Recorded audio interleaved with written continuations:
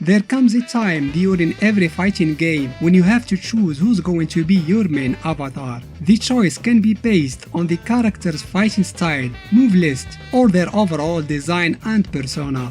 This task becomes more challenging when the roster includes dozens of unique and colorful figures, as it's the case with the King of Fighters series. Unlike most videos of this channel, I'll put aside the lore behind the characters this time and focus mainly on the gameplay aspect. But as you may know, I'm not a very good player. I mean, I can do some basic combos of course, but I'm aware that my skill is lacking.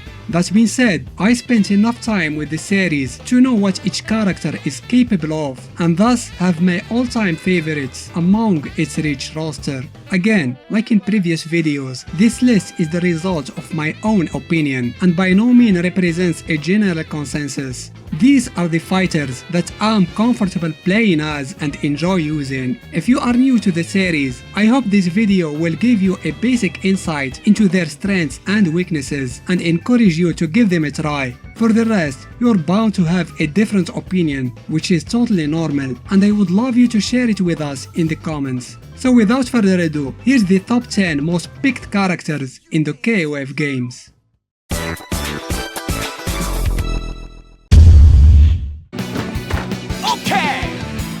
You know, it was a hard list to make when you see that the poster boy himself is number 10. Being the main protagonist from another franchise, Terry Bogard is a well-balanced character with an easy-to-remember moveset. His techniques are diverse and simple to pull out. They include projectiles of different kinds sometimes, crack shoot, an attack that can act as an overhead and avoid earth-based projectiles, and the burn knuckle, a fast move that can surprise the opponent and effectively close the distance between Terry and them. He also has two types of uppercuts with different reach and properties. Although his Power Geyser Super is not the best in the series, being very slow with a long recovery time, it can be an effective anti-air move if timed correctly. Terry is one of the characters with moves that deal the most amount of damage, especially in KOF 14. Additionally, his defense is also quite good. He can take many destructive attacks and remain standing. All in all, Terry is a reliable fighter. He is one of those characters that you can't go wrong with when you don't know who to pick.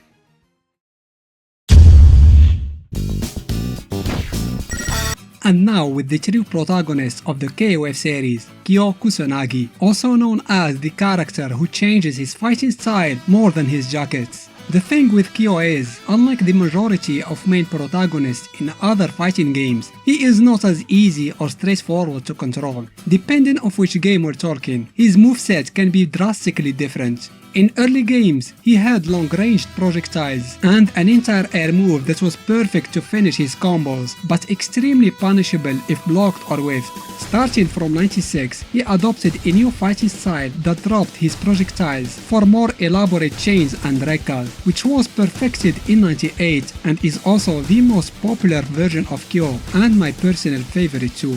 This is the version that was adopted in 14 as well, with some additions. During the NES saga, he came up with more techniques and chains that made his combos very difficult to execute, but also extremely devastating and satisfying.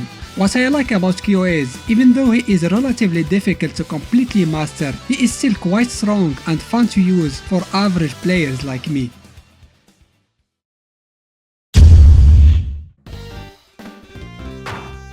Are you ready?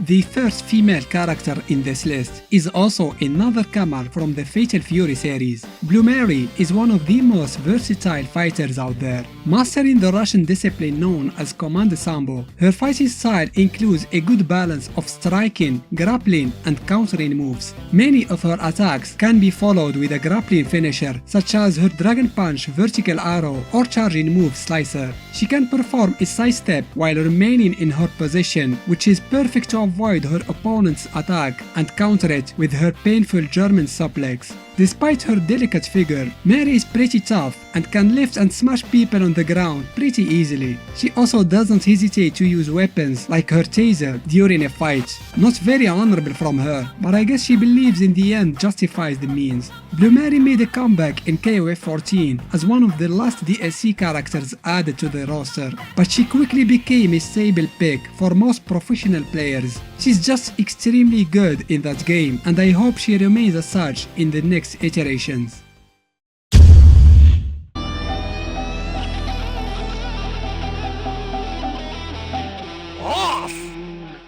The other pillar of the Art of Fighting team, Robert Garcia, often takes a back seat in the team so that the main leader Ryo can shine, but that is just story and lore-wise, because when it comes to gameplay, Robert is just as important, if not preferred by the players, depending on the game. Although his moveset shares some similarities with Ryo's, they are different enough to set him apart from his best friend. Robert relies more on his feet to deliver his attacks, his Hien Senpukyaku and Genikyaku being the prime example. That also includes his projectiles, like that time when he used his legs instead of arms to throw his Ryugekken. He's also much more mobile and has a better control in the air, especially with his Hien Ryujinkyaku. And even though his Dragon Punch is not as strong as Ryo's, he does have a second one using, you guessed it, his legs. A special mention to his alternate version in the Nest Saga, when he became a fully charge-based character, which completely changed the way he plays, but his 97 version is still my favorite.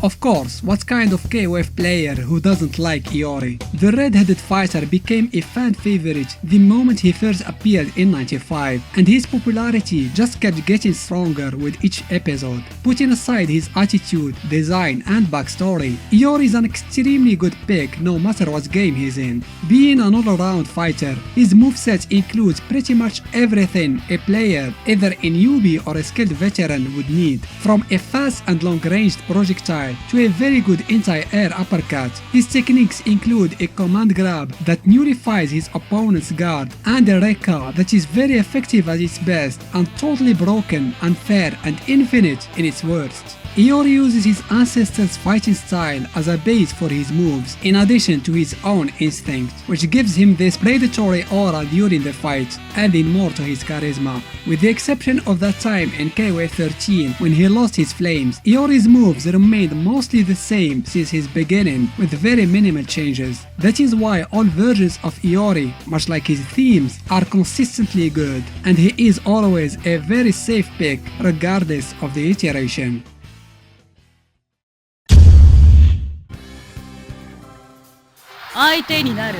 The favorite waifu of many players, King is an essential character in the King of Fighters roster, as she was present in every single entry, except in the vanilla version of 2002, a mistake that was thankfully rectified in its much better remake. King uses Muay Thai as her main fighting style. She has good normals using both her arms and feet. Her best asset, however, is her projectiles, the Venom Strikes. Those fireballs of hers are super fast at the start and take almost no time to recover from throwing them, making King one of the best zoners of the series. She has an effective sliding attack that can cause anyone not guarding low off guard, and can be cancelled in many other moves, such as her Tornado Kick, a very good and fairly safe on block move that can also work as an anti-air. Another potential anti-air move is her iconic Trap Shot, a technique that, as its name suggests, traps her opponent in a defenseless state against her fast and ruthless kicks.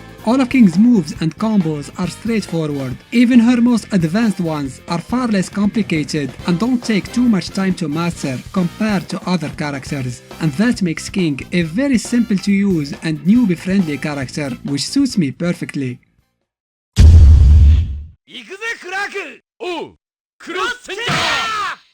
Finally, I get to talk about one of the best grapplers of the series, Clark Steel. The second man in the original Ikari Warriors used to have the same moveset as his brother-in-arms Ralph, but with each passing episode, they kept gaining their own separate abilities until they started looking and playing nothing alike.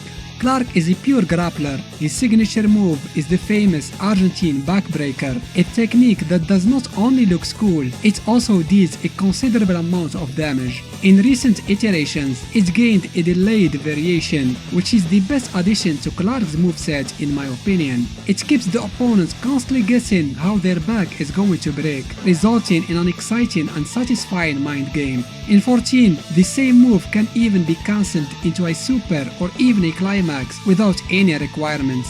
It's true that most of Clark's moves are command grabs. He does have some striking attacks as well. However, his anti-air options are limited, but in some games he has an air grab that will discourage his opponents from jumping all the time. Although Clark is my favorite fighter among the Ikari warriors, he is my second best grappler in the franchise, which leads us to talk about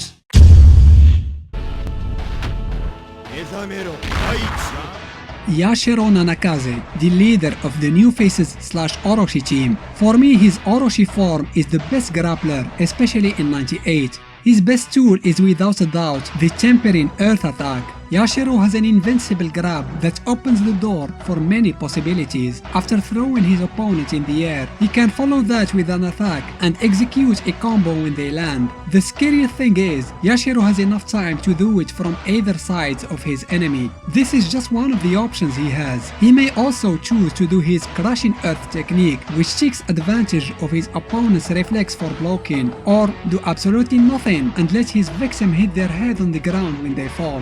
The Crushing Earth move I mentioned earlier is ideal to troll inexperienced players. It can't be blocked, nullifies their guard, and can be followed by any combo you desire. Yashiro's other form is also quite strong and uses mainly his fast striking abilities. Both forms benefit from Yashiro's big stature and long limbs, which gives his normals an advantageous long reach. My only complaint is that Yashiro is not present in many episodes, but I hope this issue will be addressed in future games.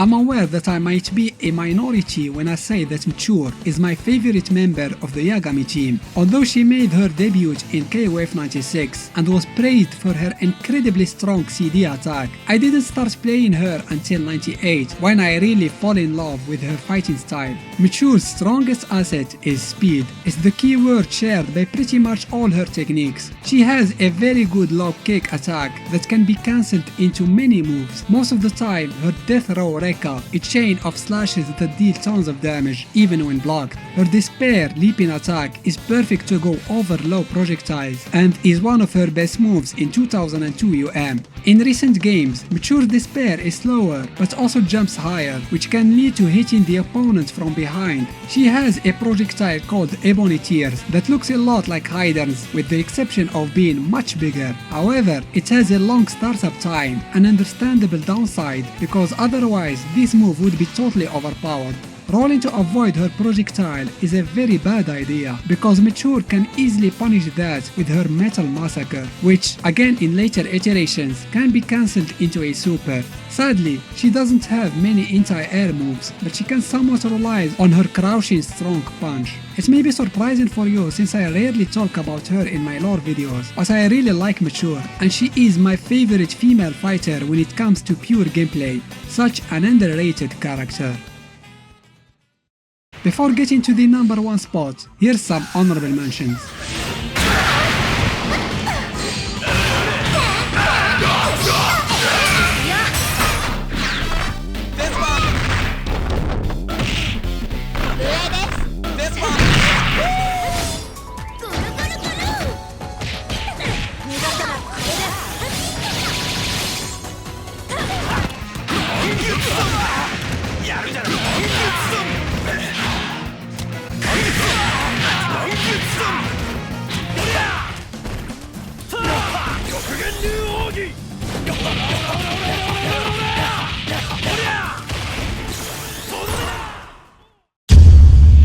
If you've been following this channel for a while, you should probably tell who's my favorite fighter, since he was the first character I made a dedicated lore video for. Of course, he's the loveliest, nicest, most considerate human being ever, Ryuji Yamazaki. In addition to his unique, over-the-top attitude, Yamazaki has a very efficient and satisfying fighting style. Much like Yashiro, the enraged Yakuza is a big boy, in other words, far-reaching normals. Yamazaki is a deadly mid-ranged character and will make his opponent's life a living hell to approach him. He has probably the best far A in the series and can be cancelled into his signature move, the Snake Arm. Jumping on Yamazaki is a bad idea, because not only this move can act as an anti-air, he has a much deadlier answer for that, his Guillotine Super. If his opponent somehow manages to close distance, a couple of devastating surprises could be waiting for them. Yamazaki has a command throw where he headbutts his victim with enough strength to create an explosion. But even worse, an instant grab super. Yamazaki's only somewhat weak point is his long-range capabilities, but still, while he doesn't have projectiles, he's not helpless against zoners since he has the ability to nullify their projectiles or send them right back at them. It's true that Yamazaki is not the easiest character to use. His colorful personality, coupled with the crude yet effective fighting style, make him a fun and unique fighter to play as, and that's why Yamazaki is my #1 pick in the King of Fighters series. Now, why don't you tell me who are your main characters and why you pick them all the time? Special thanks to my patrons for their generous support. I hope you enjoyed this video. Give it a thumbs up if you did, and why not consider subscribing to the channel. Stay safe and thanks for watching.